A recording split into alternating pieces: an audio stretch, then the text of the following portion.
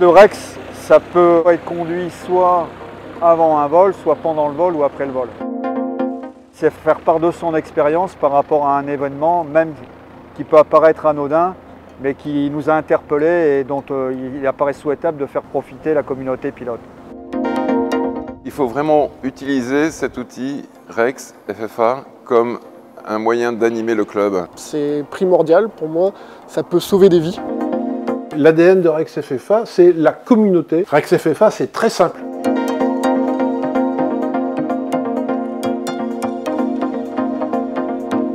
J'ai vu arriver Rex FFA, oui. C'était très simple, hein. Il y avait des parties facultatives avec le nom, le prénom, et puis des parties moins facultatives, c'est-à-dire évidemment l'avion, la situation, si c'était en instruction, en vol local. Un pilote à qui il est arrivé quelque chose pendant son vol et qui souhaite en faire part, il va sur Internet, dans l'espace Rex FFA du calme, déposer une déclaration. L'autre solution, c'est de flasher le QR code qui est à disposition dans la salle pilote, et on arrive directement sur l'espace Rex FFA du calme.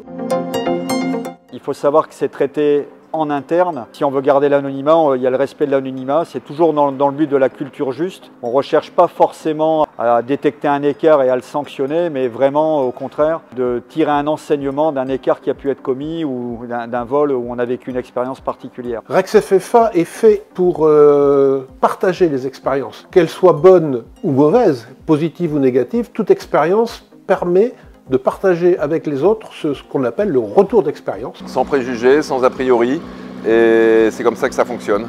Et ça fonctionne très bien chez nous. Lorsqu'un pilote dépose un Rex, je suis prévenu, et en général, j'avertis également les membres de notre commission de sécurité. On se réunit grosso modo une fois par trimestre, et on analyse ce qui peut se passer. Eh bien, écoutez, tout d'abord, bienvenue à cette réunion de la commission de sécurité. Donc le premier événement qu'on va analyser, c'est un décollage avec un oubli de cache-pitot. On a eu un précédent il y a quelques temps avec un vol école. À chaque fois, on a identifié que les prévols avaient été faites incomplètement. Le pilote est parfois confronté à des déclarations qui sont obligatoires via ce qu'on appelle un CRESAG, compte rendu d'événements de sécurité en aviation générale. Parfois, le pilote ne sait pas si réellement il doit faire un CRESAG ou pas. Il pourrait être sanctionné pour ne pas l'avoir fait.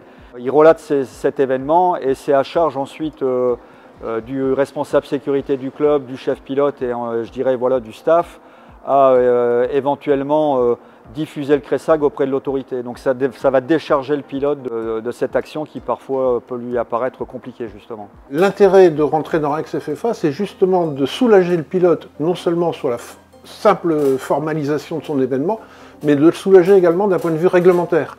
La DGAC d'ailleurs maintenant recommande de passer par Rex FFA parce que ça simplifie très nettement les choses.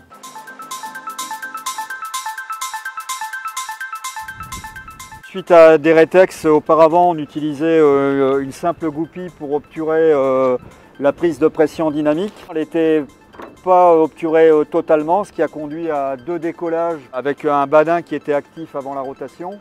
Suite aux 2 rétex, on a donc identifié pourquoi les pilotes avaient décollé.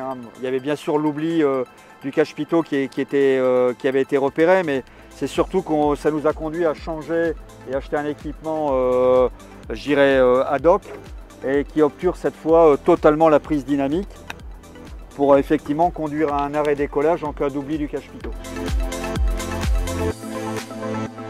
Alors oui, c'est un grand classique, le cache-pitot, je dirais au sein des structures des clubs. Alors ce qu'on préconise aussi au sein du calme, c'est de les laisser de manière apparente à la vue du pilote dans le vide-poche et donc de compter jusqu'à 3, les 3 flammes, pour s'assurer qu'elles ne sont pas restées en place sur la machine. Donc ici au niveau des bouchons, alors on a eu à 2 reprises le bouchon qui est sorti de son logement en vol. Quand on fait l'après-vol, on l'a rappelé de bien vérifier la chaîne de sécurité qui relie le bouchon au réservoir. Et ce qu'on demande désormais, c'est de s'assurer que quand on lève la languette et qu'on tire vers le haut, le bouchon reste bien fixé. Donc ça a fait l'objet déjà de 2 Rex qui ont fait à chaque fois l'objet d'un CRESAG.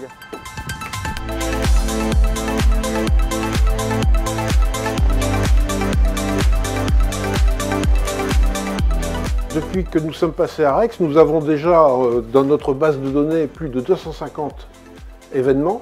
Et nous sommes tout un réseau aussi de correspondants régionaux qui sont à disposition de tous les clubs pour aider à mettre en place et à pratiquer Rex FFA. En termes d'expérience, on peut analyser ce qu'a pu vivre le pilote et puis y apporter des mesures correctives ou éventuellement faire des rappels, plus particulièrement au sein de la communauté instructeur pour la formation de nos élèves. C'est tellement facile, c'est tellement naturel, c'est tellement dans la culture du club. À chaque vol, on doit se poser la question, tiens, qu'est-ce qui s'est passé ? Durant mon vol, là, qu'est-ce que je peux faire pour alimenter l'outil Rex FFA ?